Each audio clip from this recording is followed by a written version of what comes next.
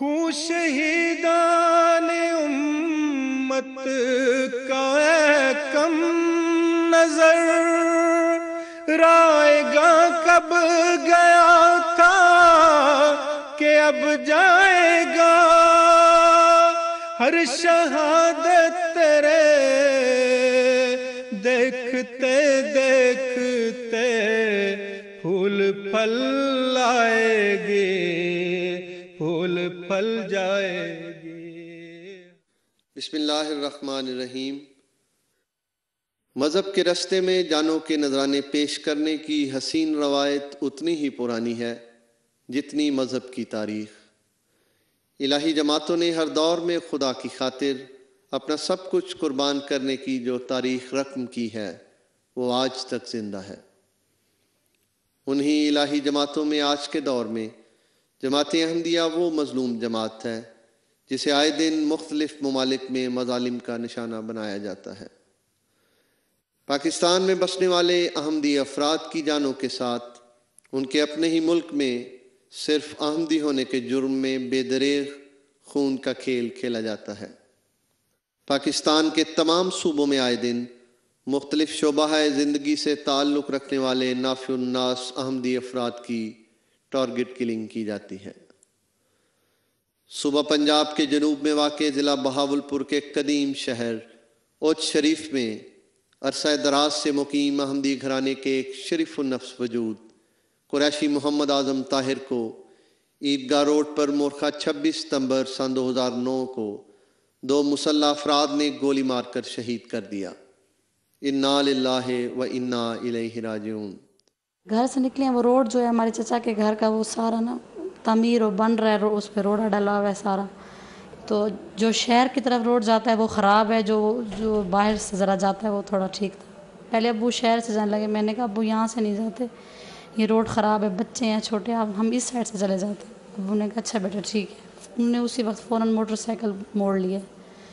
بس ہم آگے گئے ہیں تھوڑا سا تو وہاں ایسے ہمارا احمدیوں کا قبرستان ہے راستے میں، اس سے آگے پھر باغ ہے آموں کا، 2 سڑک کے دونوں سائڈ پہ، اور ایسے کھیت وغیرہ۔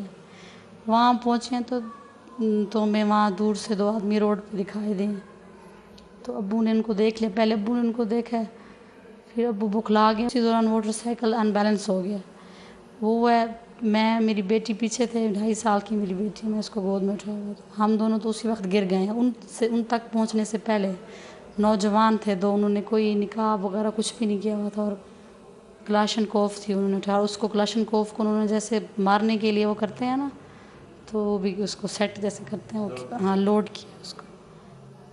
پھر بس میں گری ہوں، بس ہمارے تو حواس باختہ ہو گئے۔ ابو پھر اسی بکلاہٹ میں آوازیں نکالتے ہوئے نا ان سے آگے نکل گئے ہیں، اور موٹر سائیکل بھی وہ ویسے ہی چلا رہے ہیں کہ یوں جیسے سلپ ہونے والے ہوں۔ ابھی میرا بیٹا چھوٹا آگے بیٹھا ہوا تھا 1.5 سال کا۔ پھر جب انہوں نے دیکھا ہے کہ وہ بچے پیچھے گر گئے ہیں، پھر مڑے ہیں، اور وہ جو 2 آدمی تھے وہ ابو کی طرف جانے لگے ہیں، مجھے انہوں نے نہیں دیکھا کہ یہ گری ہے کچھ۔ پھر جب دیکھے کہ وہ واپس آ رہے ہیں، وہ کھڑے وہیں درمیان میں رک گئے ہیں۔ پھر قریب آئے ہیں جب تو ابو واپس، تب بھی ابو کے منہ سے آوازیں ایسے بکھلاہٹ والی ایسے آ رہی تھیں۔ جب قریب آئے ہیں تو یہ ان کے قریب گئے ہیں، بالکل ساتھ جا کے، میں بھی ساتھ ہی کھڑی تھی تھوڑے سے فاصلے پہ۔ کچھ بھی نہیں، نہ کوئی بات کی ہے انہوں نے، نہ کوئی ڈیمانڈ کی ہے، نہ کوئی مزاحمت ہوئی ہے، نہ ابو نے کوئی بات کی، تو بس اچانک فائر کی آواز آئی ہے، تو انہوں نے ان کے سر میں گولی ماری ہے، تو وہیں پہ ابو فوراً نیچے گرے ہیں، میرا بیٹا بھی نیچے گرا ہے موٹر سائیکل سے۔ شہید مرحوم کا سارا خاندان ایک شادی کے سلسلے میں اپنے آبائی گھر میں اکٹھا ہوا تھا۔ تقریب کے بعد وہ اپنی بیٹی کو چھوڑنے شہر ہی میں موجود اپنے دوسرے گھر شام 8:30 بجے موٹر سائیکل پر نکلے۔ انہوں نے کہا کہ آپ لوگ پیدل چلے جاؤ، میں اپنی بچی کو لے کے موٹر سائیکل پہ آ رہا ہوں۔ میں نے کہا آپ رکشا کر لیں، کہتے اس ٹائم تو رکشا یہاں نہیں ملے گا۔ میں بچی کو لے کے، ان کے ساتھ چھوٹے چھوٹے بچے تھے، نواسا نواسی، تو ان کو لے کے آ رہا ہوں، آپ پیدل چلے جائیں۔ ویسے ہم پیدل چلے جاتے تھے، پیدل جاتے تھے آتے بھی تھے۔ میرے ساتھ میرا چھوٹا بیٹا تھا عطاء مومن، اور 2 میری بھتیجیاں تھیں۔ ہم سے پہلے پہنچ جاتے تھے موٹر سائیکل پہ، چابیاں گھر کی ان کے پاس ہی تھیں۔ جب ہم آئے ہیں تو وہ ابھی تک نہیں پہنچے۔ میں نے کہا اتنی دیر کیوں کر دیا، پھر واپس کیوں چلے گئے ہیں؟ میں اپنے گھر دروازے پہ گیٹ پہ کھڑی رہی، تھوڑی دیر انتظار کرتی رہی۔ اس کے بعد ان کے ایک بھائی छोटे भाई हैं वो और उनका एक भांजा, वो मोटरसाइकिल तेज़ी से आए हैं और उन्होंने मेरे बेटे से कोई बात की है।